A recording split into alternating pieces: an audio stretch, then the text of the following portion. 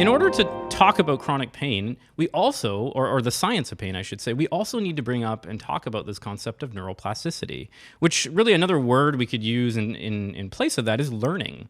And so what we know, again, through research is that our pain system, but also our brain, is an adaptable one. It's plastic, as they say. So it's always changing. It's never static. And again, we're able to actually learn new ways to function. And this is really the positive hopefulness out of, I hope at least, out of this talk is we have the power to change. And, there's lots of ways, lots of new skills, new coping strategies out there that we can try, again, to change that overactive nervous system into one of more calmness and peace. So now what we're going to do is we're going to actually watch a quick video on neuroplasticity, which I think does a great job just describing what it is and what we can do about it. Not so long ago, many scientists believed that the brain did not change after childhood, that it was hardwired and fixed by the time we became adults. But recent advances in only the last decade now tell us that this is simply not true.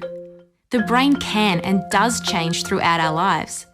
It is adaptable, like plastic. Hence, neuroscientists call this neuroplasticity. How does neuroplasticity work? If you think of your brain as a dynamic, connected power grid, there are billions of pathways or roads lighting up every time you think, feel, or do something. Some of these roads are well-travelled. These are our habits, our established ways of thinking, feeling, and doing.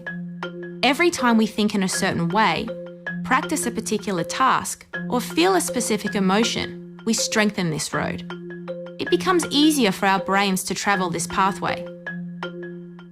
Say we think about something differently, learn a new task, or choose a different emotion. We start carving out a new road. If we keep travelling that road, our brains begin to use this pathway more, and this new way of thinking, feeling, or doing becomes second nature. The old pathway gets used less and weakens. This process of rewiring your brain by forming new connections and weakening old ones is neuroplasticity in action. The good news is that we all have the ability to learn and change by rewiring our brains. If you have ever changed a bad habit or thought about something differently, you have carved a new pathway in your brain and experienced neuroplasticity firsthand. With repeated and directed attention towards your desired change, you can rewire your brain.